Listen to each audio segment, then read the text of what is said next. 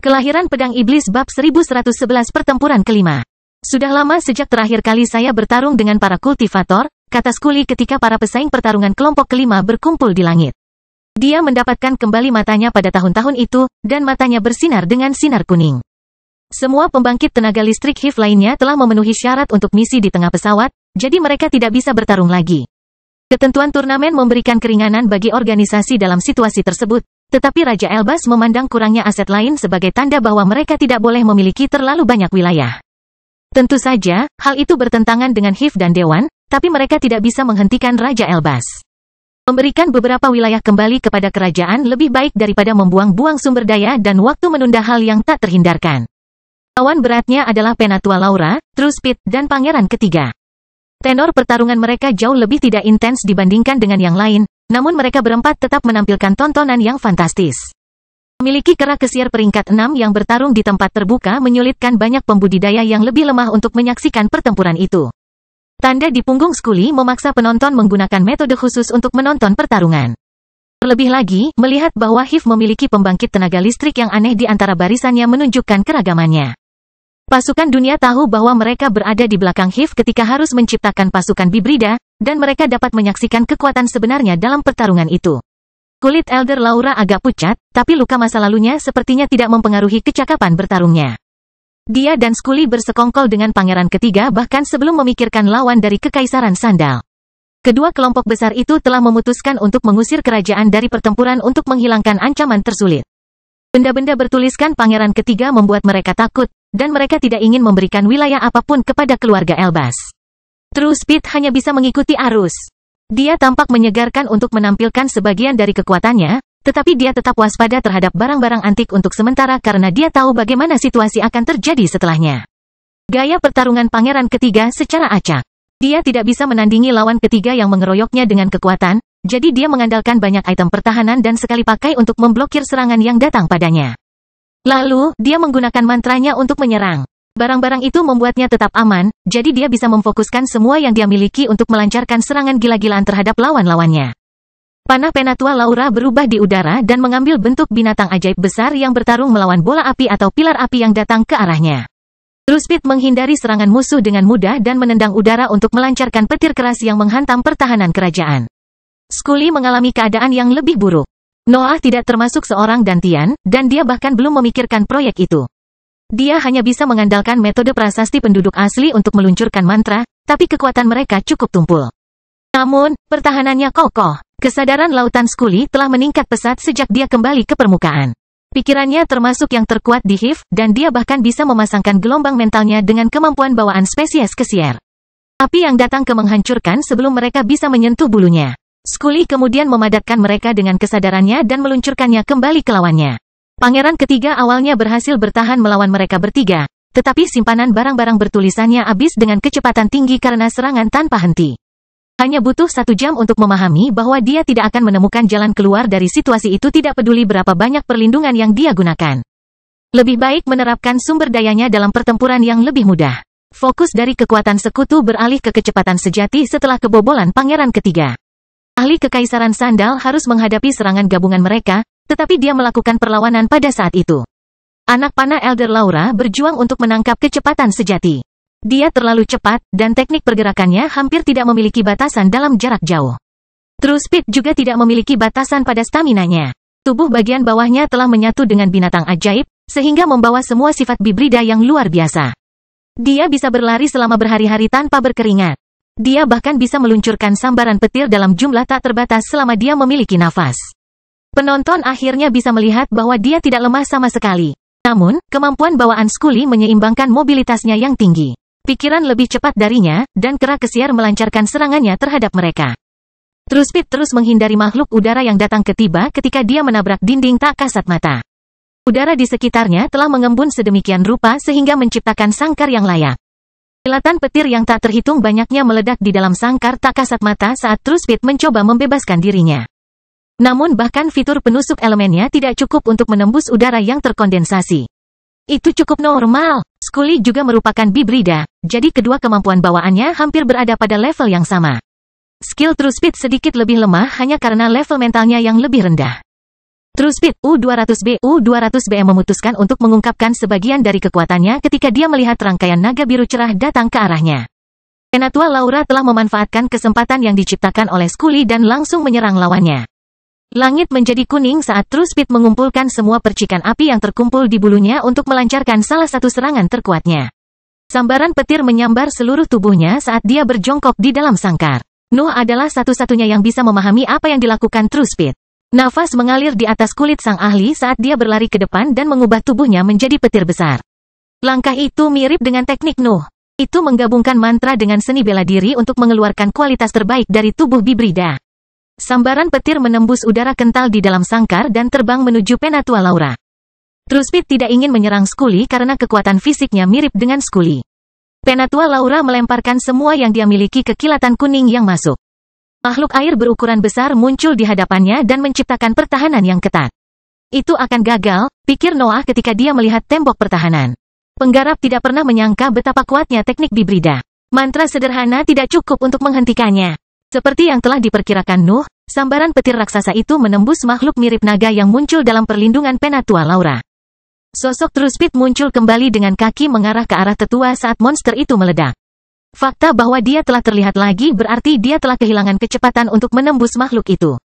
Scully dapat campur tangan pada waktunya untuk menjerat gelombang mentalnya di sekitar TrueSpeed dan menghentikan serangannya untuk selamanya. TrueSpeed hanya bisa menyerah ketika dia melihat Penatua Laura memuat busurnya sementara gelombang mental Scully membatasinya. Dia kalah lagi, tapi tidak ada yang meremehkannya lagi. Scully dan Penatua Laura saling membungkuk pada saat itu, dan Penatua Laura setuju untuk memberikan wilayah itu kepada Dewan. Mengejar iblis dan Penatua Agung Diana telah memutuskan masalah itu sebelumnya. Pertarungan kelompok kelima berakhir, tetapi Raja Elbas memiliki kejutan lain untuk ditunjukkan. Ketika dia turun untuk mengumumkan hasilnya, dia menugaskan wilayah itu kepada Dewan, tetapi dia tidak mengakui kehebatan Penatua Laura. Menurutnya, Penatua masih terlalu lemah. Dia masih membutuhkan beberapa abad di dalam peringkat ke-6 untuk mempelajari cara menggunakan kekuatannya dengan benar. Kelahiran Pedang Iblis Bab 1112 Pertempuran ke-6. Keputusan Raja Elbas membuat marah para pemimpin lainnya yang mengadakan pertemuan panjang yang mengakhiri pertempuran kelompok ke-6 selama beberapa bulan. Hasil pertemuan tersebut mengecewakan para pemimpin aliansi karena Raja Elbas tidak mau mengakui keluhan mereka. Itu adalah misinya, jadi dia tidak ingin membawa siapapun yang menurutnya tidak layak. Chasing Demon dapat dengan cepat menyelesaikan masalah ini karena hal itu tidak mempengaruhi Hive secara pribadi, tetapi kemarahan Great Elder Diana tidak dapat memudar begitu cepat. Misi di tengah pesawat melibatkan hukum mentah. Mereka dapat meningkatkan pembangkitan tenaga listrik apapun yang menyerapnya. Menolak salah satu ahli dewan sama saja dengan membatasi pertumbuhannya. Namun, Great Elder Diana tidak bisa berbuat banyak tentang situasi itu. Raja Elbas sudah jelas tentang Penatua Laura. Menurut pendapatnya, dia belum siap. Turnamen akhirnya dilanjutkan, dan Scully serta TrueSpeed bergabung kembali ke medan perang. Penatua Paul mengisi tempat Dewan, dan putri kedua mengurus pihak keluarga Elbas. Penatua Paul adalah pembangkit tenaga listrik baru yang ketiga dan terakhir dari Dewan. Dia adalah anggota termuda dari petinggi, dan penampilan mudanya membuktikan hal itu. Dia pendek dan cukup ramping. Rambut hitam panjang tergerai di bahunya, dan sepasang mata birunya memantulkan cahayanya ke dunia. Kulitnya yang gelap memiliki banyak bercak putih karena banyaknya bekas luka yang memenuhi tubuhnya. Tingkat kultivasinya tampaknya berada di bawah peringkat ke-6, tetapi gaya bertarungnya membawa beberapa keanehan. Segera setelah pertempuran dimulai, Penatua Paul membuka lengan ancaman untuk menunjukkan masa pemukul yang menutupi sebagian besar anggota tubuhnya. Tumpukan jaringan kemerahan yang berlebihan tidak rata, dan tidak menyerupai apapun di alam. Mata Nuh berbinar melihat pemandangan itu. Samar-samar dia bisa memahami apa itu masa, dan mau tidak mau dia merasa tertarik dengan studi di balik penciptaannya. Masa menjadi lebih merah ketika Penatua Paul memanggil serangkaian singa berapi yang membentuk barisan ofensif di depannya. Nyala api yang membuat makhluk bereaksi terhadap perubahan warna itu dan menjadi lebih padat. Seolah-olah masa itu adalah organ baru yang berinteraksi langsung dengan mantra Penatua Paul. Api yang lebih padat juga memperoleh beberapa ciri kekerasan, membuatnya sangat mirip dengan beberapa binatang ajaib. Nuh tidak ragu lagi pada adegan itu. Masa adalah upaya untuk membuat senjata hidup, bahkan jika Dewan mendorong penelitian ke bidang yang berbeda.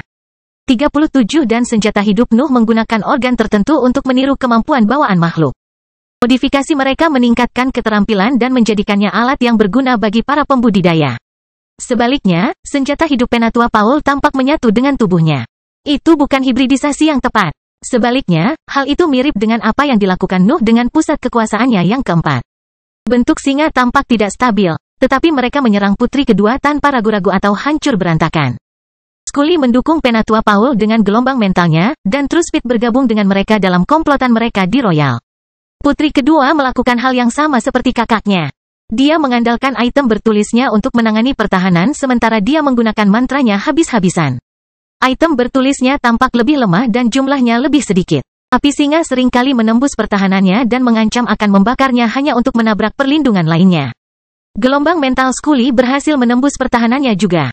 Mereka bertindak sebagai kekuatan tak kasat mata yang menciptakan jalan menembus cahaya keemasan dan api yang melindungi kerajaan. Baik Penatua Paul maupun Truespit memanfaatkan usahanya dengan mengirimkan mantra setiap kali Scully membuka jalan. Putri kedua berakhir dalam posisi yang buruk dengan relatif cepat, dan beberapa luka akhirnya muncul di tubuhnya. Tekad muncul dalam ekspresi kerajaan di beberapa titik. Kalah dengan cara seperti itu akan membuatnya menjadi yang terlemah di antara bawahan Raja Elbas, dan dia ingin menghindari akibat tersebut. Putri kedua melemparkan banyak jimat sementara serangan tanpa henti dari lawannya terus berlanjut. Mereka mengaktifkan serangan dan pertahanan yang memberinya waktu untuk menyiapkan mantra yang lebih kuat. Singa-singa yang tidak stabil itu menabrak serangkaian ular raksasa yang berapi-api dan tidak berhasil maju.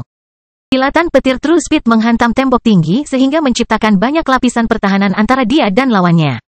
Scully mencoba yang terbaik untuk membuat jalan di antara api. Tetapi salah satu jimat memiliki efek yang mirip dengan lingkaran cahaya putih dan membuatnya kehilangan koneksi dengan gelombang mentalnya. Putri kedua menggunakan jari-jarinya untuk membuat lubang di bagian tengah telapak tangannya. Darah yang mengalir dari lukanya menyatu dengan apinya dan mengubahnya menjadi makhluk mirip burung phoenix. Target utamanya adalah Penatua Paul karena dia adalah ancaman terbesar. Nyala apinya terlalu mengancam dengan peningkatan organ tambahannya yang mengerikan. Kerajaan akan menang selama dia berhasil mengalahkannya. Senjata hidup Penatua Paul menjadi lebih merah saat dia menghasilkan gelombang api ganas yang berbentuk singa tinggi yang mengaum. Makhluk itu tidak menyemburkan api, namun taring dan cakarnya menyerupai pedang berapi ketika ia menggigit dan mencakar burung phoenix. Scully menggunakan gelombang mentalnya untuk menghalangi pergerakan burung phoenix begitu kesadarannya terbuka lagi. Serangan putri kedua tidak bisa mengenai Penatua dengan fokus itu. Namun, putri kedua terus melempar bola api seperti orang gila. Serangan itu berubah menjadi burung phoenix begitu mereka menghabiskan darahnya, dan kulitnya memucat saat dia terus menuangkan lebih banyak ke dalam mantranya. Truespit tidak bisa berbuat banyak dalam situasi itu, dan dia tidak ingin mengerahkan seluruh kemampuannya sebelum lawannya yang lain menyerangnya. Tidak ada serangan apapun yang datang padanya, tapi dia tidak bisa menembus api tebal yang muncul di pertahanan kerajaan. Pakar kerajaan sandal memutuskan untuk menunggu seseorang menyerah karena semua orang mengabaikannya. Dia lebih suka membiarkan mereka membuang energinya daripada membantu mengalahkan salah satu dari mereka. Tekanan pada dirinya sangat besar. Kinerja akan menentukan apakah kekaisaran dapat kembali ke benua baru, yang merupakan hal yang diinginkan oleh setiap organisasi di luarnya. Misi di tengah pesawat hanyalah bonus baginya. Memastikan masa depan kekaisaran meski tidak memiliki Tuhan adalah hal terbaik yang bisa dia lakukan untuk organisasinya. Kesetiaan seperti itu membuatnya menunggu sampai putri kedua kelelahan dan kebobolan sebelum berubah menjadi sambaran petir dan menyerang Scully. Era peringkat 6 telah menggunakan sebagian besar fokusnya untuk melindungi Penatua Paul, tetapi kesadarannya masih ada di sekitarnya. Percikan api yang mengelilingi tubuh sang ahli menghilang tepat sebelum dia mencapai kulit Scully. Truespit tetap menendang Scully. Kakinya mendarat di lengannya, dan cakarnya menembus kulitnya saat dia melengkungkan jari-jarinya. Gelombang petir lainnya berkumpul di kakinya dan memasuki tubuh Scully melalui cakar yang masih menusuk kulitnya. Serangan itu sulit untuk ditangani, dan Scully hanya bisa menyerah karena Penatua Paul tidak berhasil membantunya lebih awal. Hanya Elder Paul dan Truespit yang tersisa di medan perang pada saat itu. Pasukan singa menembak ke arah ahli Empire, tapi dia menghindari semua yang menghalangi jalannya. Penatua Paul hanya bisa menggunakan mantra pertahanan karena Truespit meluncurkan sambaran petir setiap kali dia berhenti. Gaya bertarungnya meniru Penatua Agung Diana, tetapi dia memiliki keanggunan dan kendali yang jauh lebih sedikit dibandingkan dia. Pertempuran berlanjut untuk beberapa saat sampai asap mulai keluar dari senjata hidup Penatua Paul. Itu adalah sinyal bahwa itu telah mencapai batasnya, yang memaksa ahli dewan untuk mengandalkan kemampuan normal yang tidak ditingkatkan. Truespit akhirnya bisa memanfaatkan kualitas superior dari tubuh hibrid parsialnya. Dia meluncurkan sambaran petir yang tak ada habisnya ke arah lawannya sampai yang terakhir kehabisan energi.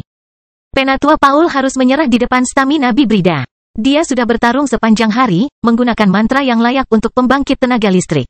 Dia tidak bisa melanjutkan lagi. TrueSpeed akhirnya bisa mengklaim kemenangan, dan Raja Elbas mengakui kehebatannya.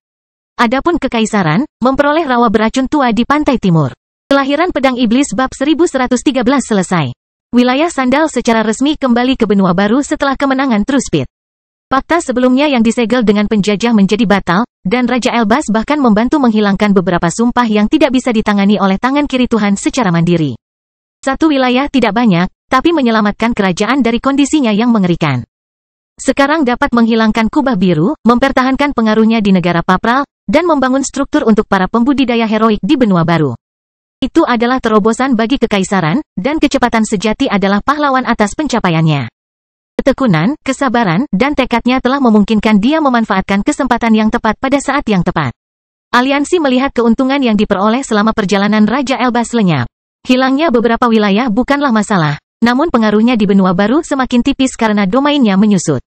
Hiv dan Dewan tidak bisa kehilangan wilayah penting, tetapi banyak dari rencana mereka mengalami penundaan besar karena keempat organisasi tersebut berada di benua baru bersama-sama lagi. Masih ada beberapa daerah yang terlibat dalam turnamen, tetapi Raja Elbas telah memutuskan pusat kekuatan baru. Dia hanya perlu meninjau evaluasinya satu kali karena penampilan Penatua Paul di pertempuran ke-9. Scully dan TrueSpeed terus bertempur di setiap pertempuran karena organisasi mereka tidak dapat mengerahkan orang lain, dan Dewan hanya menempatkan Penatua Paul di sisinya. Sebaliknya, putri kedua dan pangeran ketiga berganti-ganti dalam pertarungan. Situasi dalam pertempuran melawan mereka, tetapi mereka tetap mencoba yang terbaik untuk menang. Scully, TrueSpeed, dan Elder Paul akan selalu mengeroyok Royals sebelum fokus satu sama lain. Keluarga Elbas terlalu berbahaya saat ini, jadi mereka diam-diam memutuskan untuk tetap mengendalikan ekspansinya. Sarang dan Dewan selalu keluar sebagai pemenang pertempuran berikutnya. TrueSpeed tidak berhasil mengejutkan lawannya lagi, jadi dia kalah karena kerugian numerik setiap saat. Chasing Demon dan Great Elder Diana membagi wilayah mereka berdasarkan domain masa lalu dan ketentuan perjanjian mereka, sehingga bawahan mereka tidak saling bertarung. Pendekatan itu mempersulit mereka untuk mendapatkan pengakuan Raja Elbas, tetapi Scully tidak peduli, dan Penatua Paul tampaknya tidak memenuhi standarnya pada awalnya. Namun, senjata hidupnya berubah di pertempuran ke-9. Itu tidak lagi memiliki bentuk massa yang mengerikan. Itu telah berubah menjadi selaput seperti karung yang menutupi lengannya. Api Penatua Paul berubah menjadi cairan merah yang mampu menghanguskan langit ketika ditingkatkan dengan senjata hidup yang ditingkatkan. Itu bukan lava, tapi beberapa cirinya mirip dalam bentuk cairnya. Api baru membakar api kerajaan dan memblokir sambaran petir TrueSpeed. Jika bukan karena persetujuan Chasing Demon dan Great Elder Diana, Elder Paul akan memenangkan setiap pertempuran dengan senjata barunya. Dewan mengutus Penatua Laura setelah Raja Elbas mengakui Penatua Paul. Dia melakukan yang terbaik untuk mendapatkan pengalaman sebanyak mungkin, tetapi usahanya tidak berarti apa-apa. Penatua Laura telah merencanakan apa yang akan dia lakukan setelah turnamen selesai. Dia telah memutuskan untuk menjalani prosedur dengan senjata hidup setelah melihat TrueSpeed dan Penatua Paul. Kehilangan kemungkinan untuk merebut hukum mentah membuatnya kesal. Tetap saja, dia harus mengakui bahwa Raja Elbas benar. Kehebatannya lebih rendah dari pembangkit tenaga listrik lainnya. Pergi ke misi di tengah pesawat bisa mengorbankan nyawanya.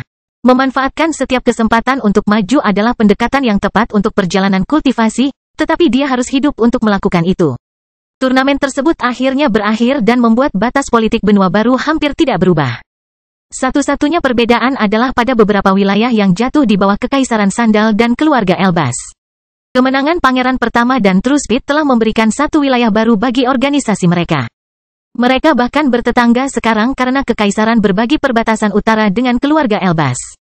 Dewan secara teori telah kalah lebih banyak dalam turnamen tersebut, namun aliansinya dengan Hiv memungkinkannya untuk mempertahankan sebagian besar kekuasaannya sebelumnya. Hal ini menjadikan kedua organisasi tersebut sebagai penguasa di benua baru.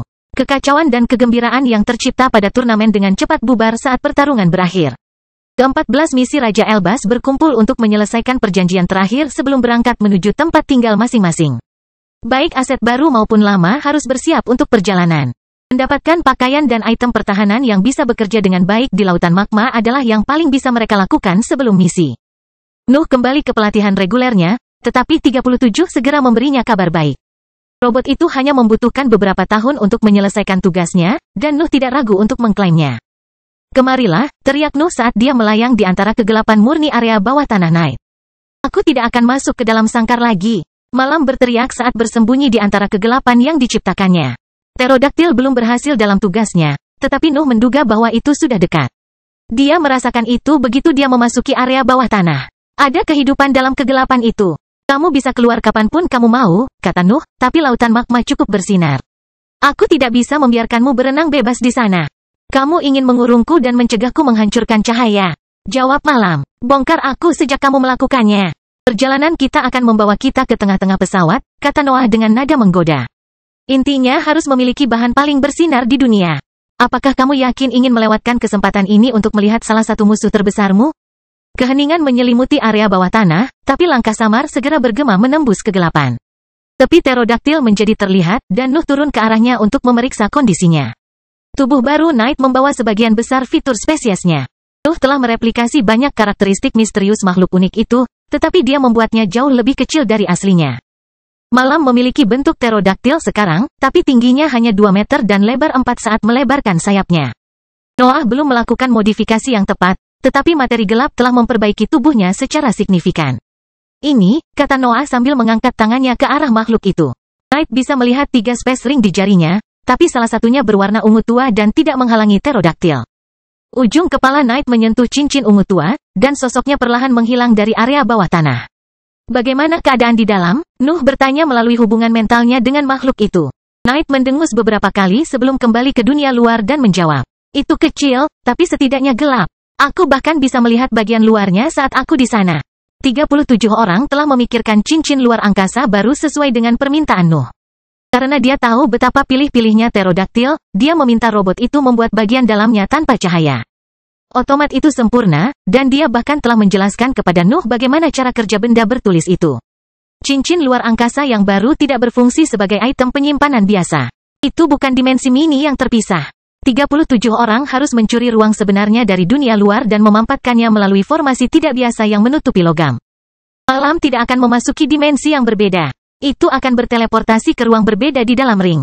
Perbedaan antara kedua prosedur tersebut tampak sedikit pada kata-katanya, tetapi Nuh dapat memahami betapa sulitnya bagi robot tersebut.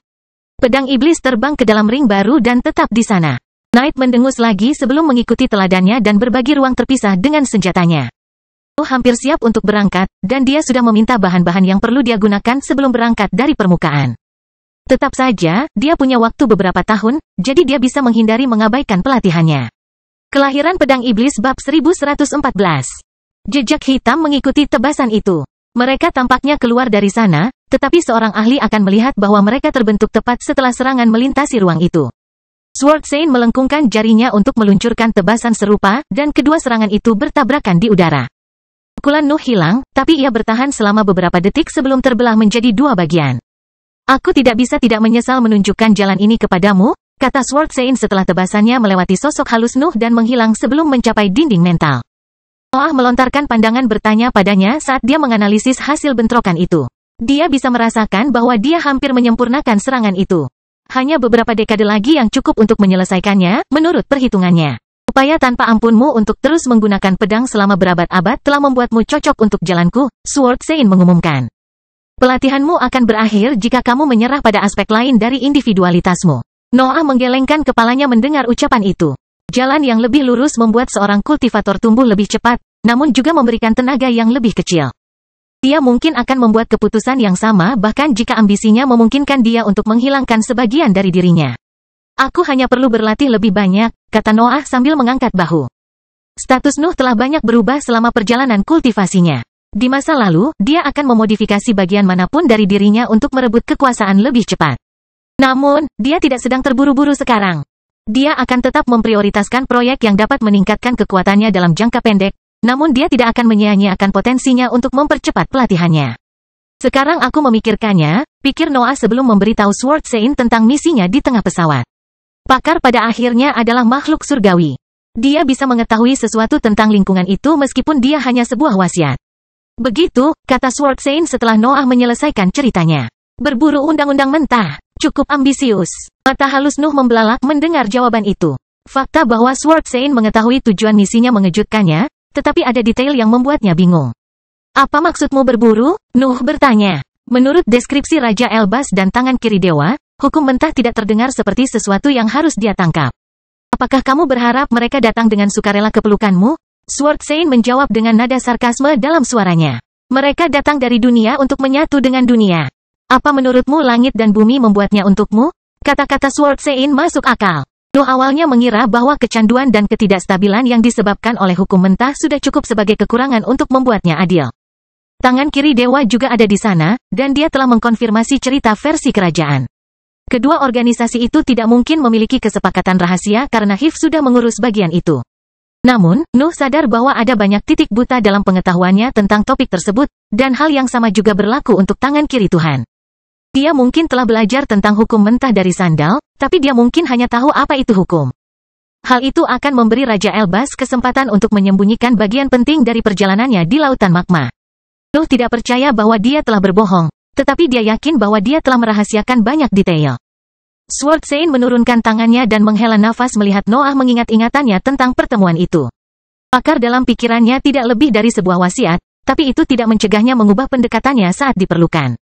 Dunia adalah sebuah sistem, Sword Sein mulai menjelaskan saat bola cahaya terbentuk di depannya. Langit dan bumi tidak mau repot-repot mengisi ulang semua hukum dan nafas hilang karena makhluk hidup di pesawat mereka, jadi mereka menempatkan generator di pusatnya. Bola yang lebih gelap muncul di tengah bola yang lebih putih. Jejak abu-abu keluar darinya dan menyebar di lapisan luar. Saya pikir hukum mentah belum memiliki arti sebenarnya. Noah mempertanyakan Sword Sein tentang masalah tersebut. Dia akan mengambil pengetahuan ahli apapun sebelum misi. Tidak, jawab Sword Sein ketika titik-titik hitam yang tak terhitung jumlahnya muncul di sekitar bola yang lebih gelap, tetapi seluruh dunia masih memiliki kehendak langit dan bumi. Saya tidak tahu struktur bidang ini, tapi saya yakin bahwa jalan menuju hukum mentah tidak akan mudah. Nuh mengangguk sebelum duduk di lautan mentalnya. Dia sudah menduga bahwa akan ada binatang ajaib, tetapi kata-kata ahli mengisyaratkan bahwa dunia mungkin menjadi musuhnya di lingkungan itu. Kapan kau meninggalkan? Sword Sein tiba-tiba bertanya. Nuh merasa terkejut dengan minatnya pada masalah itu, tetapi dia tetap menjawab dengan jujur. 1 tahun, jawab Noah, kami belum memutuskan harinya. Sword Sein menggaruk janggutnya sambil menggumamkan kata-kata yang tak terdengar. Dia mulai berjalan berputar-putar dan perhatiannya tertuju pada Nuh dari waktu ke waktu. Kamu bukan ahli waris yang buruk, Sword Sein akhirnya berkata tanpa menghentikan jejaknya. Dia terus berjalan berputar-putar bahkan saat dia berbicara dengan Nuh. Kamu menyia-nyiakan keahlianku dengan menjadikan pelatihan ini hanya satu aspek dari kekuatannya, Sword Sein melanjutkan, tapi kamu tidak buruk sama sekali. Nuh memperhatikan ahlinya. Dia tidak tahu apa yang terjadi, tapi ada sesuatu yang memberitahunya bahwa dia tidak boleh mengganggu sosok berbulu itu. Perjalanan berbahaya tepat di tengah-tengah pelatihan kita, kata Sword Sein pada dirinya sendiri sebelum mendengus dan menghentikan langkahnya untuk menghadapi Noah. Yah, kamu akan menanyakan ini jika kamu tahu apa yang ada dalam pikiranku. Nuh mulai memahami sesuatu, tetapi dia tetap diam. Dia membatasi dirinya untuk berdiri agar siap jika ahli memintanya untuk melakukan beberapa tebasan. Kamu telah mempelajari seni pedang yang tak terhitung jumlahnya sebelum mencapai keinginanku, Sword Sein mengumumkan. Mereka menutupi hampir setiap bentuk yang mungkin dibuat oleh pendekar pedang, tapi itu tidak lebih dari variasi. Pedang halus terbentuk di tangan wasiat. Minat Nuh mencapai puncaknya selama penjelasan, dan bintang gelapnya mulai mendorong kemampuan mentalnya melampaui batas normal. Nuh bahkan mengaktifkan teknik pengurangan ilahi. Bagian dalam bola mentalnya menjadi lebih terang saat prasasti di dindingnya menghabiskan energi mental untuk membawa pikirannya ke tingkat yang lebih tinggi. Itu adalah kondisi yang sama saat dia menciptakan teknik gerakannya. Nuh tidak bisa lebih fokus meskipun dia mengandalkan benda atau obat yang tertulis.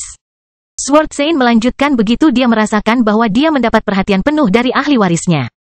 Setelah kamu memecah setiap seni pedang hingga ke intinya yang paling sederhana, kamu akan melihat bahwa pedang hanya dapat melakukan 2 bentuk, tebasan dan sepak terjang.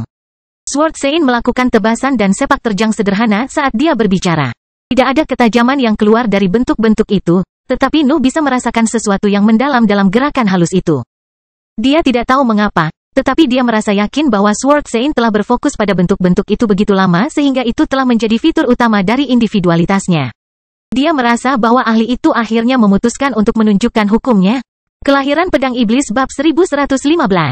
Pedang Sword Sein turun ketika dia menyelesaikan dialognya, dan Nuh kagum pada tontonan yang berasal dari gerakan sederhana seperti itu. Pedang melipat ganda saat turun. Bilah halus yang tak terhitung jumlahnya muncul di sebelahnya dan melakukan tebasan di samping gerakan ahlinya. Bilahnya tidak memiliki ujung. Nuh mengenali beberapa bentuk yang diungkapkan selama serangan itu, tetapi ada beberapa bentuk lain yang belum pernah dia lihat sebelumnya. Tetap saja, dia merasa bahwa serangan Sword Sein menutupi setiap tebasan yang mungkin terjadi. Pedang halus itu mengarah ke atas, ke bawah, diagonal, dan dengan panjang yang berbeda. Satu serangan berisi setiap tebasan di dunia. Noah terlalu lemah untuk merasakannya dengan jelas, tapi dia mengerti bahwa wujud Sword Saint membawa bagian dari yang tak terbatas. Noah tidak dapat membayangkan apa yang akan ditimbulkan oleh serangan itu di dalam lautan kesadarannya jika sang ahli memutuskan untuk menuangkan ketajamannya dalam serangan tersebut. Beruntungnya, tebasan Sword Saint tidak memancarkan kekuatan apapun di area tersebut. Itu adalah refleksi sederhana yang dimaksudkan untuk menunjukkan sebagian dari hukumnya. Bisa dibilang sepak terjangnya adalah kebalikannya, kata Sword Saint setelah dia kembali ke posisi semula. Itu serangan pedang paling sederhana. Ia hanya memiliki satu bentuk, tetapi ada variasi yang tak terhitung jumlahnya dalam kecepatan dan ritmenya. Sword Saint setengah berjongkok saat dia menarik pedangnya ke belakang sebelum menyimpulkan. Ini membuat kekuatan tidak terbatas. Akar mendorong pedangnya ke depan, dan Nuh merasakan seolah-olah kekuatan yang tak terbendung hendak menembus bola mentalnya dan menyebarkan pengaruhnya di dunia luar. Sword Saint tidak menambahkan kekuatannya pada serangan itu, tetapi Nuh iri nyawanya hanya dengan melihat bentuknya. Kemudian lagi, dia mendapati dirinya terpaksa menerima bahwa dia tidak dapat memahami kekuatan sebenarnya dari pukulan itu. Dua menyembunyikan serangan bentuk yang tak terhitung banyaknya, kata Sword Saint setelah dia meluruskan posisinya. Dua serangan membawa kekuatan tak terbatas. Perhatian penuh Nuh persinggungan pada ahlinya. Baik serangan maupun kata-katanya memiliki arti sebenarnya yang gagal dipahami sepenuhnya oleh Nuh. Namun, dia merasa ada sesuatu yang masuk ke dalam dirinya setelah melihat mereka. Seolah-olah alam bawah sadarnya telah mencatat sesuatu yang masih belum dapat diproses oleh pikirannya. Bentuk dan kata-kata Sword Saint telah menjadi bagian dari dirinya, tapi dia tidak bisa menggunakan makna sebenarnya itu dengan kekuatannya saat ini. Apakah ada puncak di jalur ini? Sword Saint mempertanyakan dirinya sendiri saat dia mengalihkan pandangannya ke atas. Apakah ada batasan yang ditetapkan? Saya masih belum tahu, tapi itu adalah tujuan seumur hidup saya untuk mengetahui kebenaran tentang ini. Kamu tidak bisa mengikuti jalanku, kata Sword Saint setelah mengalihkan perhatiannya kembali pada Noah. Tapi melihat jalanku mungkin bisa membantumu. Aku berusaha menggabungkan dua serangan menjadi satu, dan ini adalah kemurnian tertinggi yang bisa aku ungkapkan. Sword Saint menurunkan senjatanya sebelum mengungkapkan senyum tak berdaya dan memperingatkan Nuh. Aku tidak bisa menahan auraku saat melakukan ini. Tugasmu selanjutnya adalah menghabiskan waktu sebelum misimu bermeditasi pada apa yang kamu lihat di sesi latihan ini. Nuh mengangguk, dan energi mentalnya melonjak dari lautan mentalnya untuk menutupi dinding bolanya. Sword Saint kemudian menunggu sinyal Nuh sebelum melanjutkan tekniknya. Ada kilatan cahaya diikuti oleh gelombang ketajaman yang intens. Nuh melihat tekniknya, tetapi pemandangan bola mentalnya tiba-tiba menghilang. Dia menemukan dirinya di dunia luar dengan pikiran gemetar. Teknik pengurangan ilahi telah dinonaktifkan secara mandiri, dan bintang gelap berusaha sekuat tenaga untuk menghentikan getaran yang membuat Nuh tidak dapat fokus. Ketajaman yang melekat di dalam lautan kesadarannya membuat getaran terus terjadi sepanjang hari. Situasinya berbeda dengan saat dia kehabisan energi mentalnya, yang membuat June dan Night khawatir. Nuh terus-menerus kesakitan. Dinding lingkungan mentalnya terus bergetar, dan dia tidak bisa menghentikannya tidak peduli seberapa keras dia berusaha. Kondisinya perlahan membaik. Lautan mentalnya menyerap sedikit ketajaman itu ketika proses itu berlanjut, dan perasaan asing itu akhirnya lenyap. Noah membuka kembali matanya yang lelah hanya untuk melihat bahwa dia berada di pangkuan June. Kekasihnya terus berkultivasi, namun dia tidak ingin meninggalkannya sendirian selama perjuangan itu. Malam juga telah tiba, dan ia terbang mengitari atap menara seolah-olah memastikan tidak ada ancaman yang mendekati tuannya. Tetap saja, ia segera terbang kembali ke area bawah tanahnya begitu merasakan bahwa Nuh telah terbangun. Kenapa kau selalu berakhir seperti ini? June bertanya ketika dia membuka matanya ketika dia merasakan bahwa perjuangan Nuh telah berakhir. Dia tahu bagaimana perilaku kekasihnya, tetapi dia ingin sedikit menggodanya sebelum kepergiannya. Namun, Nuh sedang tidak ingin berbicara manis sekarang. Nuh berdiri dan mencium June yang bingung sebelum bergerak menuju tepi atap. Dia mengangkat tangannya ke langit, dan pedang iblis bereaksi terhadap kebutuhannya, keluar dari cincin luar angkasa barunya untuk mendarat di telapak tangannya. June tidak mengerti apa yang sedang terjadi, dan dia merasa lebih bingung ketika dia melihat tebasan Noah dengan pedangnya tanpa melepaskan kekuatan apapun. Tidak ada garis hitam yang keluar dari pedang iblis, dan Nuh bahkan tidak mengandalkan kekuatan fisiknya selama gerakan itu. Dia menurunkan bilahnya sebelum setengah berjongkok dan melakukan sepak terjang. Serangan terakhir itu sama dengan tebasan. Tidak ada yang keluar dari pedang iblis, dan tidak ada aura yang menyebar di lingkungan. Nuh berperilaku seolah-olah dia adalah orang biasa. Pukulannya mirip dengan pukulan manusia yang belum mendapatkan akses ke metode nutrisi tubuh pertama mereka. Pada akhirnya, Nuh menurunkan senjatanya dan tetap diam. Dia tidak bergerak, dan matanya tidak fokus pada matahari terbenam meskipun mereka melihat ke arah itu. June hanya bisa menghela nafas melihat pemandangan itu. Dia tidak tahu apa yang ditunjukkan oleh aura Divine Chute kepada Noah. Tapi dia sadar bahwa tidak ada yang bisa mengejutkannya sekarang karena sikap gila kerjanya telah menguasai kemampuan mentalnya. Noah menatap ke suatu tempat di langit yang jauh saat dia mencoba mengingat semua yang dia saksikan di sesi latihan terakhir dengan Sword Saint. Energi mentalnya hampir habis, tetapi lautan kesadarannya menghasilkan yang baru dengan kecepatan tinggi. Noah akan pulih sepenuhnya dalam waktu kurang dari sehari, tetapi fokusnya ada di tempat lain. Kenapa aku tidak bisa melihatnya? Pikir Noah sambil terjatuh ke belakang dan berbaring di atap. Dia telah melihat serangan terakhir Sword Saint, dan dia juga telah mengingatnya. Serangkaian gambar itu ada di benaknya, dan Noah bahkan dapat mengaksesnya dengan cepat.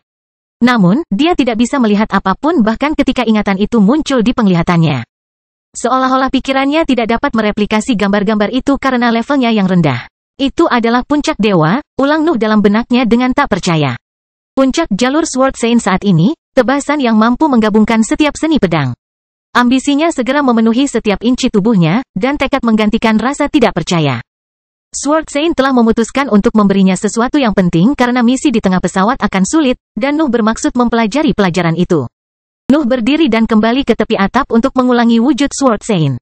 Dia tidak berhasil mengingat tebasan terakhir, jadi dia hanya melakukan tebasan dan lunge tanpa melepaskan energi apapun. Ada makna sebenarnya di balik bentuk-bentuk itu. Noah telah melihatnya dengan pikirannya, dan dia bisa merasakannya di suatu tempat di dalam dirinya. Kelahiran Pedang Iblis Bab 1116 Penjaga.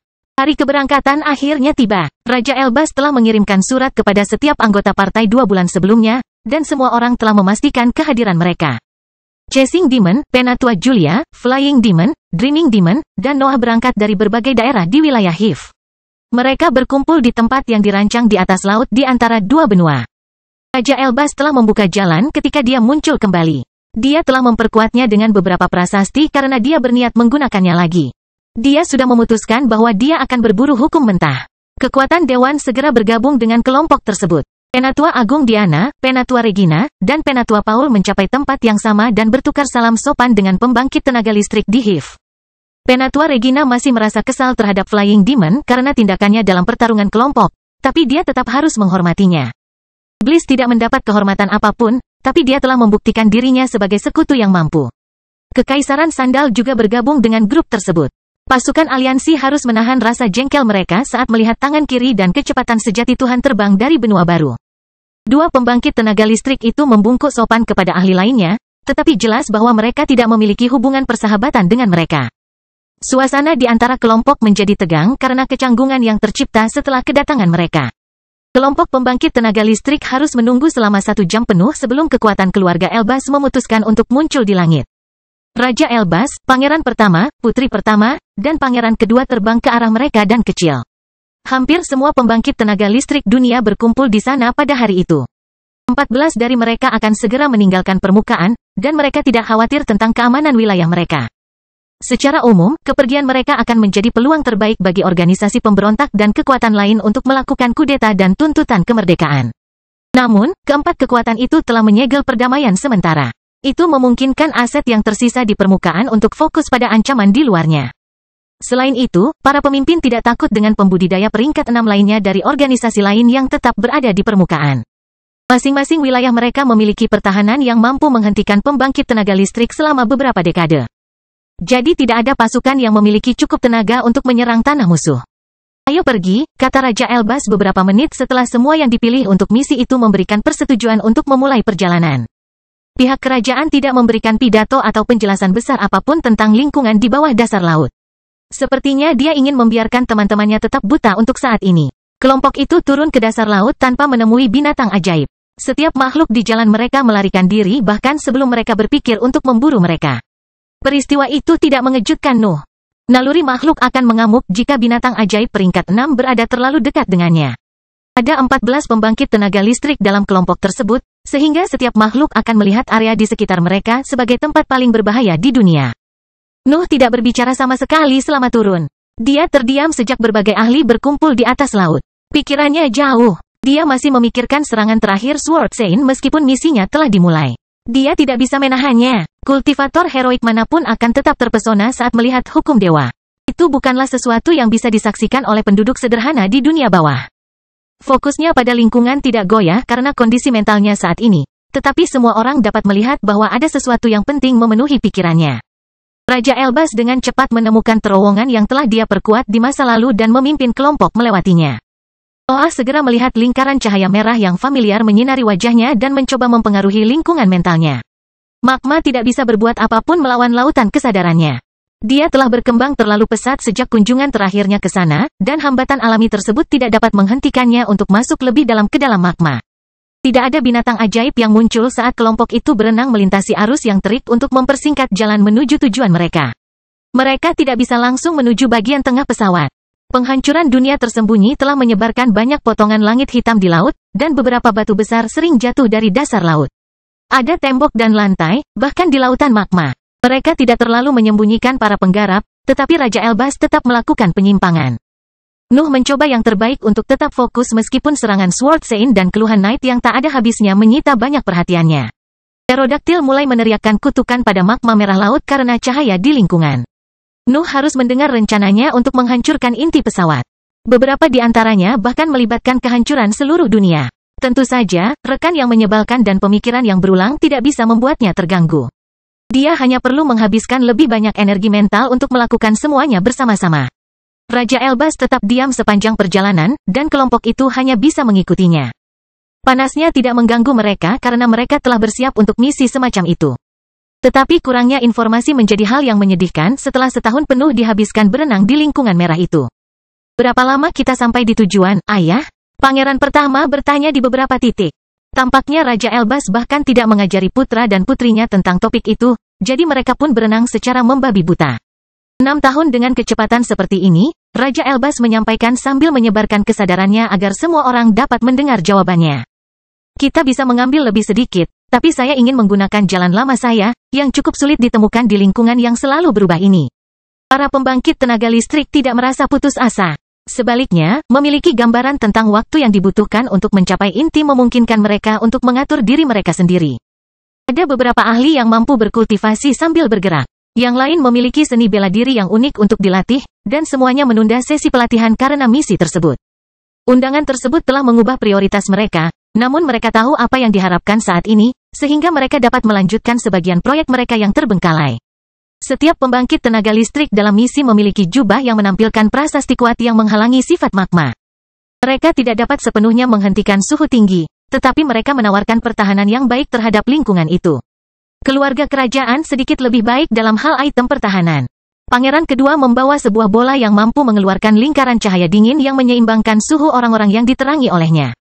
Nuh termasuk yang pertama mulai berkultivasi sambil berenang di Laut Merah.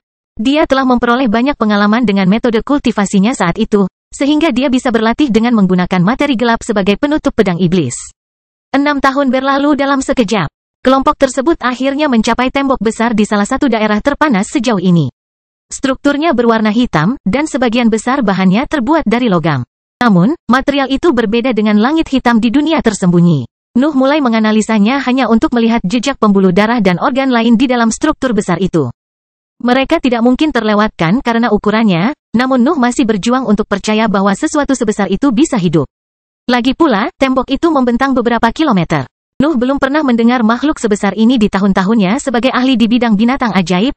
Namun demikian, analisis yang lebih mendalam mengungkapkan bagaimana jaringan tubuh itu tidak termasuk dalam satu bentuk kehidupan. Tembok itu mirip dengan karang ungu di bawah kepulauan karang. Di sini, Raja Elbas menunjuk ke sebuah rongga di dalam tembok hitam dan melewatinya sebelum ada yang bisa mengikutinya. Bawahannya dengan cepat mengejarnya, dan anggota kelompok lainnya melakukan hal yang sama. Bagian dalam terowongan itu adalah perubahan yang bagus untuk lingkungan merah yang menyilaukan. Tetapi minat Nuh meningkat ketika dia melihat cahaya yang sama sekali berbeda datang dari ujung lorong itu. Pakar lain juga merasa bingung, tetapi Raja Elbas dengan cepat menjelaskan situasinya. Ini adalah salah satu pintu masuk ke pusat dunia. Ilusi di sekitar inti adalah penjaga pertama.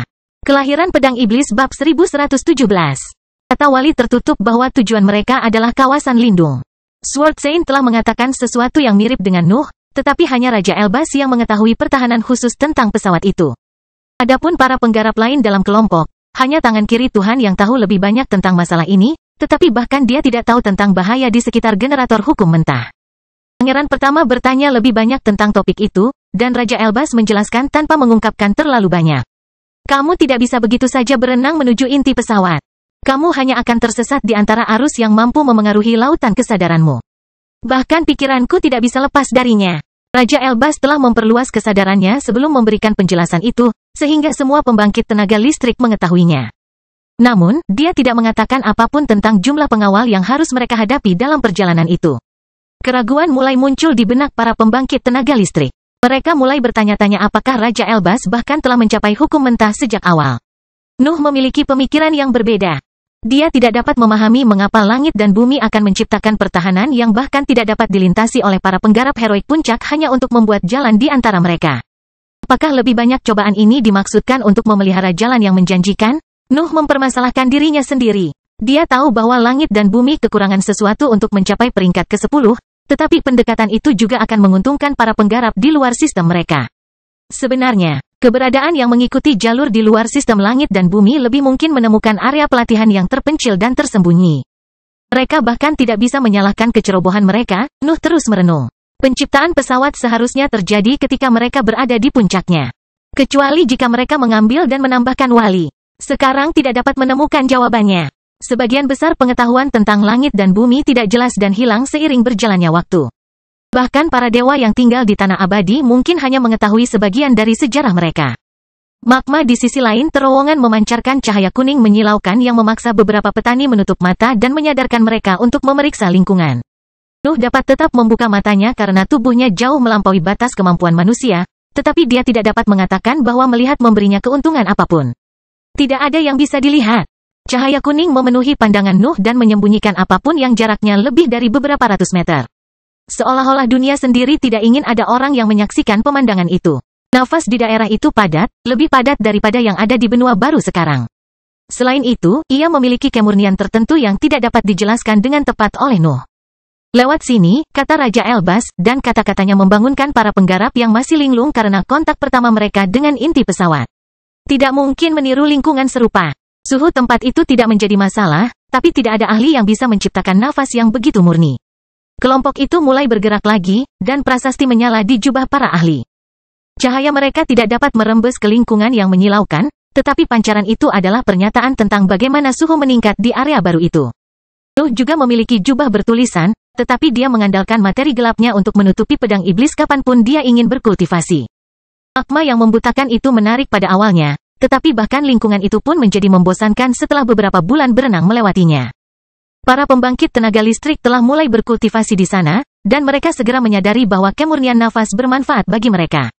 Penyerapan nafas di dalam materi lebih cepat dan lancar di sana. Mereka tidak merasakan kekurangan energi bahkan ketika mereka semua berkultivasi pada waktu yang sama. Itu tidak terpikirkan untuk pesawat yang lebih rendah. Lagi pula, ada 13 pembudidaya peringkat 6 dari berbagai tahapan di sana. Nuh merasakan manfaat yang sama. Dantiannya mencapai batas peringkat kelima dan terus mengumpulkan kegelapan selama sesi kultivasinya. Terobosannya biasanya akan dimulai begitu dia mencapai tahap itu, tetapi dantian Nuh tidak maju. Ia menginginkan sesuatu yang lebih dari sejumlah besar energi untuk pindah ke peringkat berikutnya. Lewat sini, kata Raja Elbas lagi di beberapa titik. Panas menjadi lebih intens saat mereka bergerak menuju pusat pesawat, dan radiasi magma mulai memengaruhi bahkan pikiran pembangkit tenaga listrik.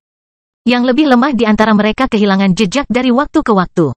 Mereka menjadi tidak dapat merasakan orang-orang di sekitar mereka dan menjauh dari kelompok itu. Raja Elbas harus menggunakan gelombang mentalnya untuk mendapatkan kembali perhatian mereka, dan dia tidak peduli jika mereka yang akan kehilangan diri mereka adalah anggota organisasi musuh. Fenomena ini sebagian besar mempengaruhi True Speed dan Elder Paul karena pikiran mereka adalah yang paling lemah dalam kelompok. Tangan kiri Tuhan dan Penatua Agung Diana tidak dalam posisi untuk memperhatikan mereka, tetapi Raja Elbas menangani masalah ini. Anehnya, Nuh merasa tidak terpengaruh oleh radiasi itu. Dia bisa merasakan tekanan yang mencoba memaksa kesadarannya mundur, tetapi gelombang mentalnya tampaknya mampu menembusnya. Dia awalnya berpikir bahwa fitur tajam gelombang mentalnya melawan tekanan alami magma kuning. Namun, hipotesis itu kehilangan akal sehatnya ketika Penatua Agung Diana hendak menyimpang dari kelompok. Fitur sederhana tidak dapat dibandingkan dengan kekuatan mentah. Kesadaran Penatua Diana jauh lebih kuat daripada kesadaran Nuh, jadi penolakannya terhadap radiasi harus datang dari hal lain. Satu-satunya kemungkinan yang tersisa adalah spesies unggulnya tidak menderita karena pembatasan tempat itu. Gelombang mentalnya pada akhirnya berbeda, dan itu bukan milik makhluk jenis apapun. Apakah saya sendirian di spesies ini? Nuh mempertanyakan dirinya sendiri. Dia telah memikirkan hal yang sama dengan keadaan hibridnya sebelum kejadian di dunia lain. Namun, dia merasa pasti ada seseorang yang mirip dengannya di pesawat yang diberkati dengan nafas. Namun, tampaknya dunia belum siap untuk jenisnya. Dia tidak tahu apakah itu sama untuk langit dan bumi, tapi dia tidak punya cara untuk memverifikasinya. Noah tidak mengungkapkan kelebihannya kepada siapapun, tapi dia juga tidak berpura-pura kehilangan jejak. Para ahli lainnya terlalu sibuk memikirkan keselamatan mereka sehingga tidak memperhatikannya. Satu-satunya yang dapat menyadarinya adalah Raja Elbas, tetapi Nuh memastikan untuk tetap berada di akhir kelompok meskipun semua orang berusaha untuk tetap dekat. Lewat sini, kata Raja Elbas lagi. Kelompok itu telah berenang di magma kuning selama lebih dari setahun, tetapi tidak ada yang berubah di sana. Mereka harus maju perlahan karena keterbatasan gelombang mental mereka, tapi mereka masih melakukan perjalanan dalam waktu yang lama. Nafas yang murni adalah penemuan yang menyenangkan, tetapi mereka belum menemukan sesuatu yang membenarkan mobilisasi yang begitu lama. Ketidaksabaran pasti dibangun di dalam berbagai ahli, tetapi tidak ada yang berani menyuarakan perasaan itu. Bahkan jika mereka tidak mau mengakuinya, tidak satu pun dari mereka bisa kembali ke magma merah tanpa Raja Elbas. Lingkungan kuning akhirnya menunjukkan perubahan. Nuh dan mereka yang bisa membuka mata melihat titik gelap di kejauhan yang mengganggu keseragaman pemandangan. Raja Elbas bergerak ke arahnya sambil menggunakan kesadarannya untuk mengirim sinyal ke yang lain, dan kelompok itu dengan cepat dapat memeriksa entitas aneh itu. Bintik gelap itu adalah tanah yang melayang di antara magma kuning. Bentuknya tidak rata, dan tampak cukup luas. Nuh menebak bahwa itu seluas suatu wilayah, tetapi dia tidak dapat memastikan karena tekanan mulai mempengaruhi dirinya juga di sana. Sebuah logam hitam mulai terbentuk. Bahan tersebut meningkatkan radiasi alami magma dan menciptakan lingkungan di mana pikiran tidak dapat bertahan. Kelahiran Pedang Iblis bab 1118. Tanah apa ini? Penatua Agung Diana bertanya. Berapa banyak lagi penjaga yang harus kita hadapi? Kesabarannya telah mencapai batasnya setelah berenang melewati magma selama bertahun-tahun. Bagian terakhir menjadi lebih buruk karena dia tidak bisa menggunakan kekuatannya sesuai keinginannya. Nuh bisa merasakan bagian dari gangguan itu sekarang karena dia melayang di samping logam hitam itu. Memiliki jangkauan kesadarannya yang terbatas membuatnya hampir buta di lingkungan asing itu. Dia menduga bahwa penyelesaian akan menjadi lebih kuat begitu jauh di dalam wilayah tersebut. Untuk pertama kalinya sejak awal misi, Nuh berpikir bahwa levelnya tidak cocok untuk perjalanan itu. Raja Elbas melirik kelompok yang masih mengambang di magma. Tanda bersinar di matanya, dan ekspresinya tidak menunjukkan kesombongan seperti biasanya. Royal menghela nafas sebelum menjawab. Tidak ada yang bisa hidup di sini, dan masalah yang sama mencoba memaksamu pergi. Hanya ada 3 penjaga lagi, tapi tidak ada kata-kata untuk menggambarkan 2 penjaga terakhir. Baik kerajaan maupun matriark telah meningkatkan suara mereka dengan nafas untuk berbicara. Gelombang mental mereka tidak dapat menjangkau rekanya, jadi mereka harus menyebarkan getaran melalui magma untuk berbicara. Penjaga ketiga adalah tanah itu sendiri, kata Raja Elbas sambil menghentakkan kakinya ke logam. Kita harus berjalan dalam kondisi seperti ini hingga mencapai bagian tengah pesawat. Perjalanannya akan agak aneh. Tidak ada suara yang keluar dari logam tersebut ketika Raja Elbas mengetuknya, dan tidak ada tanda yang muncul di permukaannya. Tetap saja, ada yang aneh dengan materi itu. Itu tidak memiliki aura apapun. Biasanya mustahil bagi apapun untuk bertahan hidup di lingkungan yang tidak memiliki aura atau halo. Namun, logam itu tampak kosong dengan kualitas apapun. Itu bukan logamnya, pikir Noah setelah melihatnya. Radiasi magma menjadi lebih kuat saat menyentuh wilayah tersebut, namun daratan tidak melakukan apapun untuk mewujudkannya. Rasa penasaran Nuh akhirnya membuatnya terpisah dari rombongan dan sampai di daratan Raja Elbas. Pikirannya sedikit bergetar ketika kakinya menyentuh logam, dan lingkungan di sana tampak berbeda. Perasaan yang aneh untuk dijelaskan. Nuh merasa keberadaannya seolah menyebar ke seluruh tanah dan meluas. Sensasinya sangat membuat ketagihan karena pertumbuhannya kehilangan batas setelah bersentuhan dengan logam. Naluri bertahan hidup Nuh muncul pada saat itu. Bintang gelapnya berputar lebih cepat dari sebelumnya untuk mengembalikan fokusnya dan membuatnya melompat meninggalkan tanah. Setelah hubungannya dengan logam terputus, Nuh menemukan dirinya berada di dalam magma kuning lagi. Dia berada jauh di atas daratan, dan sekelompok ahli menatapnya dengan ekspresi penasaran. Di sisi lain, Nuh menemukan dantiannya terkuras sebagian. Tingkat kultivasinya tidak menurun, tetapi sebagian dari kegelapannya telah menghilang. Apa itu tadi? Nuh berpikir sebelum perlahan turun lagi menuju daratan. Perasaan yang menyerbu pikirannya sama menawannya dengan ilusi, tetapi dia tahu itu nyata. Keberadaannya sudah benar-benar menyebar, tapi dia tidak bisa mengendalikan prosesnya. Noah sedikit ragu sebelum meletakkan kakinya kembali di atas logam. Perasaan aneh itu kembali, dan fokusnya goyah dalam sensasi luar biasa dari keberadaannya yang semakin meluas. Namun, dia memaksa pikirannya untuk tetap fokus, dan perasaan itu perlahan menghilang saat dia menjaga individualitasnya. Jika dia tidak kehilangan dirinya, tanah tidak akan menyerap kegelapannya. Kamu sungguh penuh kejutan, kata Raja Elbas di bawah tatapan penuh perhatian dari anggota kelompok lainnya. Pujiannya terhadap Nuh jujur, dan bahkan membawa sedikit kekaguman. Kemudian, senyum muncul di wajahnya saat dia menanyai Nuh. Mereka cukup menawan, bukan? Nuh masih cukup bingung tentang semua yang telah terjadi, tetapi kata-kata Royal mengkonfirmasi salah satu dari banyak hipotesis yang muncul di benaknya.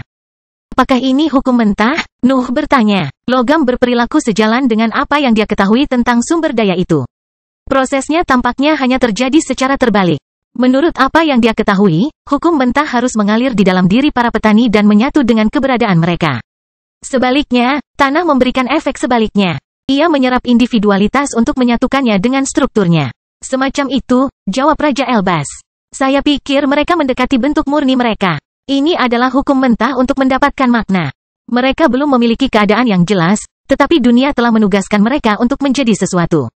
Nuh mengangguk ketika dia berjongkok untuk mempelajari tanah. Permukaannya tidak rata, dan ada berbagai retakan di atasnya. Namun, dia tidak bisa merobek sepotong logam itu bahkan dengan kekuatan fisiknya. Saya kira mereka masih dalam bentuk ini karena dunia tidak membutuhkan lebih banyak magma kuning sekarang, kata Noah, dan Raja Elbas mengangguk setuju. Tanah itu bertindak sebagai cadangan hukum yang siap mengisi kembali magma kuning, dan Nuh bahkan menduga itu bisa berubah menjadi bahan lain. Semuanya tergantung pada arti sebenarnya yang diserapnya. Bahan yang ulet, pikir Nuh saat kekecewaan melonjak di benaknya. Ini bisa berubah menjadi apa saja, tapi aku bahkan tidak bisa merebut sepotong kecil pun. Saya menyebutnya Royal Metal, lanjut Raja Elbas. Aku bertanya-tanya apa yang akan terjadi jika itu berhasil menyerap seluruh individualitas.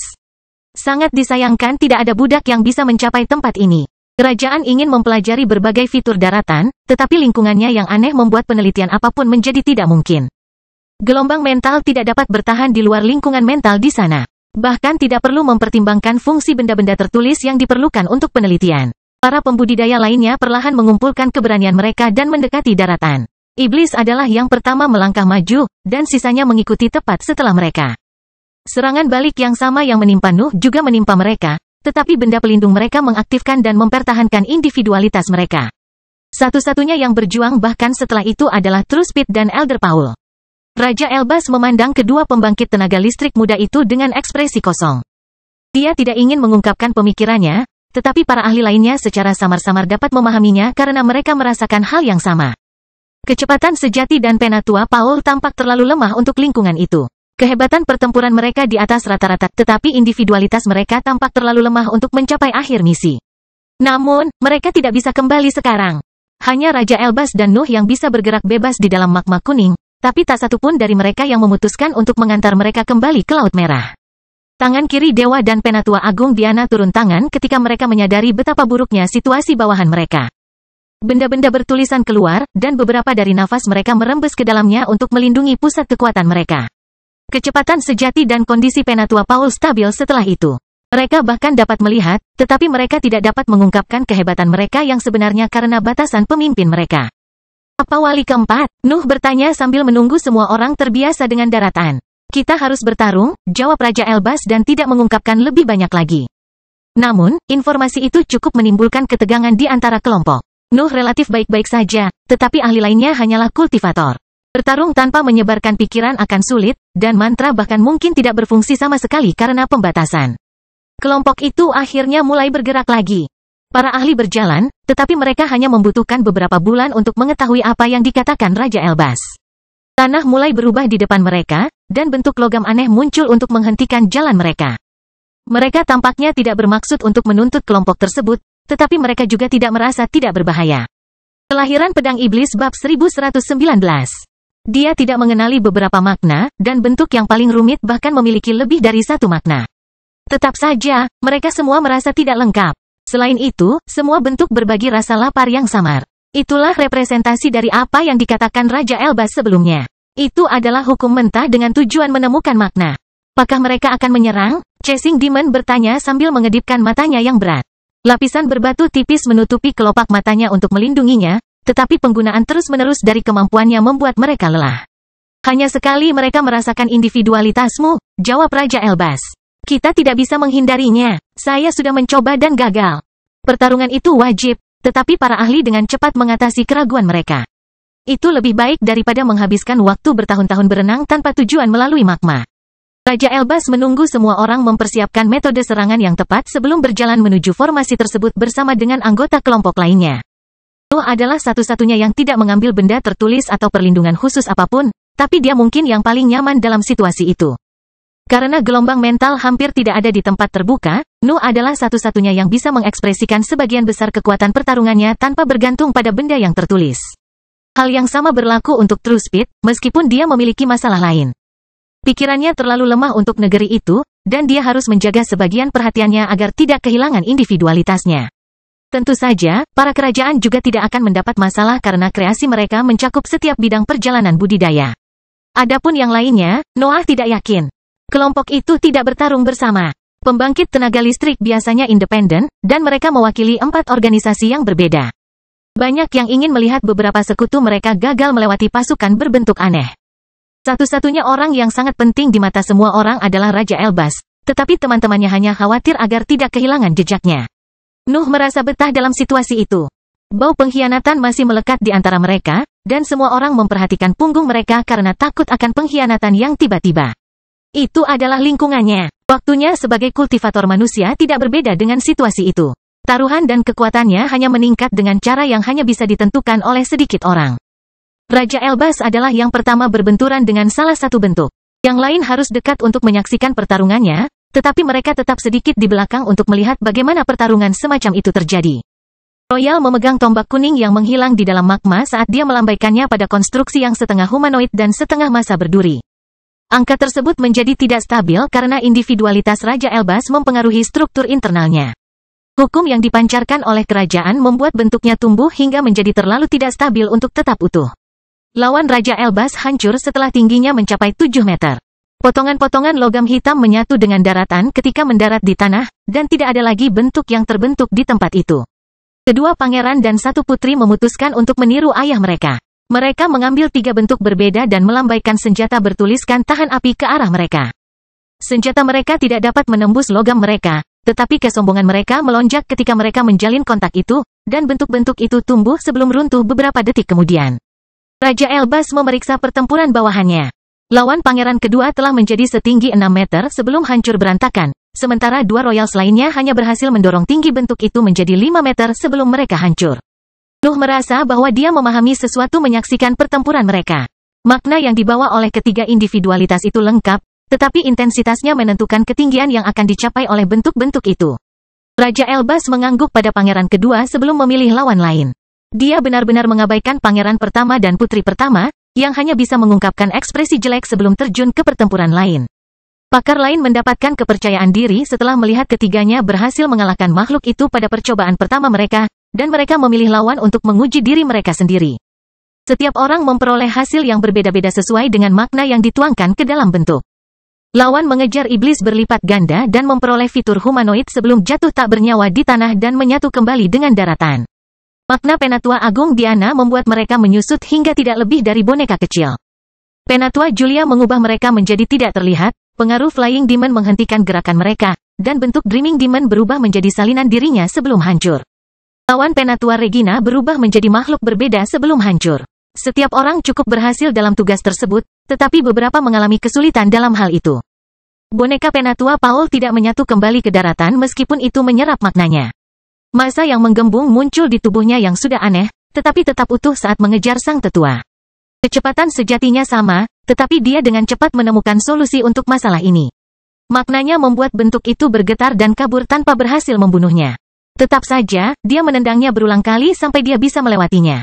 Sebaliknya, Penatua Paul merasa gelisah. Bentuk jelek itu mengikutinya, dan dia tidak punya cara nyata untuk menangkisnya. Konstruk itu akhirnya menyentuhnya, dan kulitnya memucat saat dia merasakan individualitasnya menghilang untuk menyatu dengan bentuknya. Penatua berteriak, tetapi ada batasan seberapa banyak yang bisa didengar oleh rekan-rekannya dalam situasi itu. Selain itu, mereka memiliki pertempuran yang harus mereka tangani, jadi mereka mengabaikan getaran yang menyebar melalui magma. Hanya Nuh yang melihat pemandangan itu dan memutuskan untuk menguji dirinya sendiri pada hal mengerikan itu. Dia muncul kembali di sisi bentuk itu dan meletakkan tangannya di atasnya saat dia menuangkan ambisinya. Apa yang terjadi selanjutnya mengejutkan semua orang di tempat kejadian dan mengumpulkan perhatian padanya. Nuh ingin menguji dirinya sendiri. Menyelamatkan Penatua Paul adalah bantuan yang pasti akan dibayar kembali oleh Dewan setelah kembali ke permukaan. Namun, dia tidak menyangka bentuknya akan menimbulkan reaksi yang keras. Konstruk itu tidak berubah bentuk ketika Nuh menuangkan ambisinya. Itu langsung meledak dengan kekerasan yang menciptakan area tanpa magma kuning selama beberapa detik. Bahkan radiasi yang menekan gelombang mental pun hilang dalam sekejap. Tampaknya ambisi Nuh terlalu besar untuk ditangani oleh bentuk-bentuk itu. Item pertahanan Elder Paul telah diaktifkan untuk melindunginya dari ledakan, dan jubah Noah melakukan hal yang sama. Pakaiannya tidak memiliki pertahanan yang bagus secara keseluruhan, tapi tahan terhadap ledakan itu. Penatua dengan cepat berdiri dan tetap dekat dengan Nuh. Dia mengerti bahwa dia tidak bisa menangani bentuk-bentuk itu, jadi dia akan mengikuti Nuh untuk bagian misi itu. Nuh mulai menyerang setiap boneka yang ia temukan. Sentuhan sederhananya sudah cukup untuk memicu ledakan keras yang menciptakan area kosong.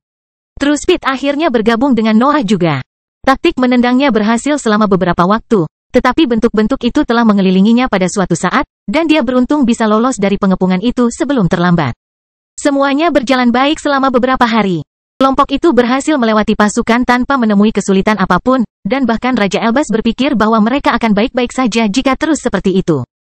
Keempat wali tidak pernah benar-benar mengancam kelompok itu karena Raja Elbas telah memimpin para ahli dan menunjukkan kepada mereka bagaimana menghadapi setiap rintangan.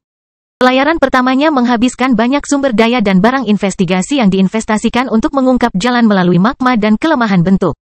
Meski demikian, negeri itu masih bisa mengejutkannya. Pada hari kelima penghancuran bentuk secara damai dan aman, sebuah gunung besar muncul dari tanah dan berbentuk raksasa humanoid. Raksasa itu memancarkan makna yang telah dituangkan Raja Elbas dan yang lainnya ke dalam bentuk sebelumnya, tapi itu tidak mengandung ambisi Nuh. Seolah-olah ingin mengumumkan bahwa dia berbeda dari teman-temannya yang lebih kecil, sosok itu mengayunkan tinjunya yang besar ke suatu titik di antara kelompok yang terkejut itu. Kelahiran Pedang Iblis bab 1120 artinya, apa sekarang? Penatua Agung Diana berteriak sambil menghindari serangan raksasa itu. Pembangkit tenaga listrik lainnya juga melompat menjauh. Tetapi mereka semua beralih ke satu-satunya ahli yang dapat mengetahui lebih banyak tentang situasi itu. Raja Elbas menatap raksasa itu sambil mundur. Kejadian mendadak itu mengejutkannya, tapi dia tidak bisa menyembunyikan rasa ingin mengetahuinya saat memeriksa bentuk aneh itu. Raksasa itu tingginya lebih dari 70 meter. Itu memiliki dua lengan panjang dan fitur humanoid, tetapi makna yang terkandung di dalam strukturnya mengubah bentuk setelah serangannya. Lebih banyak kepala muncul di lehernya yang besar, dan anggota badan tumbuh dari tubuhnya sebelum menjadi tidak terlihat. Es menyebar dari kakinya, dan aura padat menutupi seluruh sosoknya. Ekor seperti ular keluar dari punggung, dan angin kencang bertiup dari mulut mengerikan makhluk itu. Juga, itu terus tumbuh. Ukurannya meningkat karena kebanggaan royal. Aku menyembur tajam dari tangannya saat raksasa itu melangkah maju. Es yang menyebar di bawahnya tidak bisa bergerak jauh karena magma kuning, namun masih cukup bertahan untuk mencegah siapapun mendekati makhluk itu. Raksasa itu kembali memukul tinjunya ke tanah dan memaksa para penggarap mundur lebih jauh. Anggota tubuh yang tidak terlihat itu memperluas area tumbukannya, namun para ahli tidak melupakannya saat melakukan manuver mengelak. Namun, mereka tidak mengharapkan badai paku keluar dari tangan. Benda tajam itu terbang ke arah kepala para pembudidaya dengan presisi yang memaksa mereka mengandalkan benda perlindungan untuk memblokir serangan.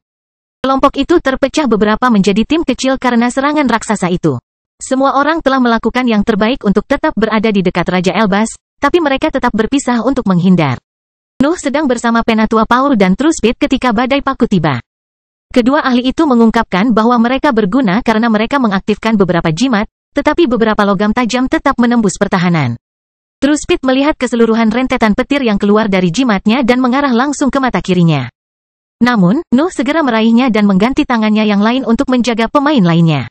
Tebasan hitam tebal keluar dari tangan dan menangkis setiap paku yang melampaui batas perlindungan para ahli. Kedua pembudidaya itu melontarkan pemandangan bersyukur padanya.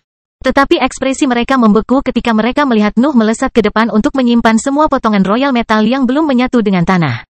Nuh tidak bisa melepaskan kesempatan itu. Raksasa itu telah membagi logam untuknya, dan dia akan menenangkan keserakahannya sampai instruksi Raja Elbas tiba. Mereka masih meledak karena ambisiku, pikir Noah saat salah satu paku meledak saat dia menuangkan maksudnya ke dalamnya. Dia juga menganalisis fenomena tersebut, namun dia tidak memiliki cukup data untuk menemukan solusi. Arus mulai terbentuk ketika raksasa itu melancarkan serangan demi serangan. Ekornya yang seperti ular bahkan ikut menyerang dan memuntahkan angin kencang dari mulutnya. Tekanan dibangun pada lingkungan mental kelompok. Berada di lingkungan sudah sulit dalam kondisi tenang, tetapi tindakan yang berlebihan itu telah mengganggu situasi. Arus yang mengancam akan melemparkan beberapa ahli, dan akibatnya akan berakibat fatal bagi banyak dari mereka. Mereka tidak dapat memperluas kesadaran mereka di lingkungan itu, dan penglihatan mereka hanya mencapai jangkauan beberapa ratus meter. Terlalu jauh dari grup bisa menjadi hukuman mati. Undang-undang mentah ini sangat membutuhkan makna, teriak Raja Elbas begitu dia berhasil menekan rasa penasarannya untuk fokus mengurus raksasa itu. Kami membutuhkan makna yang kuat untuk mengisi semua logam ini. Raja Elbas melangkah maju setelah penjelasannya berakhir, dan ketiga bawahannya menempatkan dirinya di sisinya dalam posisi bertahan. Beberapa item bertulisan muncul di tangan Royals. Perisai emas yang menampilkan rune tahan api menutupi tim dari keluarga Elbas saat mereka mempersiapkan serangan. Pembangkit tenaga lainnya segera mengerti apa yang ingin mereka lakukan. Raja Elbas ingin menuangkan maknanya pada sang raksasa, namun ia membutuhkan perlindungan bawahannya untuk menyelesaikan tugas tersebut. Para ahli menembak ke arahnya dan menerapkan tindakan defensif mereka juga. Boneka, rentetan tebasan angin, dan deretan petir muncul di sekitar Raja Elbas saat dia menunggu raksasa itu bertindak. Noah, Penatua Paul, dan Truspit juga telah bergabung kembali dengan grup. Namun, mereka membatasi diri untuk berdiri di sana karena mereka tidak memiliki item pertahanan yang kuat seperti rekan mereka. Truspit dan Noah masih bisa menangani serangan langsung dengan tubuh mereka, jadi mereka menunggu untuk melihat apakah situasinya membutuhkan bantuan mereka. Kelompok tersebut mengatur serangan balik sebelum raksasa itu melancarkan serangan berikutnya. Setiap orang di misi itu telah mengalami banyak pengalaman berbahaya. Mereka bereaksi dalam waktu kurang dari sekejap. Raksasa itu mengayunkan tinjunya lagi, dan magma mengamuk saat tubuh besarnya bergerak. Para pembudidaya bisa melihat kemarahan Laut Kuning dari dalam pertahanan, tetapi tidak ada getaran yang menyebar di daratan bahkan setelah dahan mendarat. Daratan tidak bergeming sama sekali. Ada pertempuran di antara makhluk di puncak barisan heroik di permukaannya, tapi sepertinya tidak ada yang bisa mempengaruhi stabilitasnya. Raja Elbas keluar dari pertahanan tepat setelah ekor yang seperti ular itu, dan paku-paku itu menghantam mereka. Jalannya menuju peti raksasa itu tanpa bahaya apapun, dan dia berhasil mencapainya dengan satu lompatan. Tombak kerajaan menyentuh dada raksasa itu, dan kesombongannya mengalir di dalam logam yang membentuk strukturnya. Boneka itu mulai tumbuh, namun bentuknya tetap stabil bahkan setelah tingginya lebih dari 300 meter.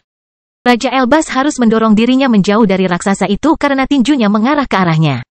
Akar itu berhasil berenang melewati mereka dan berkumpul kembali dengan yang lain, tetapi senjata bertulisannya menjadi mangsa anggota tubuh yang tak terlihat. Apa yang telah kau lakukan? Penatua Agung Diana mengeluh ketika Raja Elbas kembali ke dalam perlindungan. Para ahli tidak dapat melihat kepala raksasa itu lagi karena ukurannya sudah terlalu tinggi.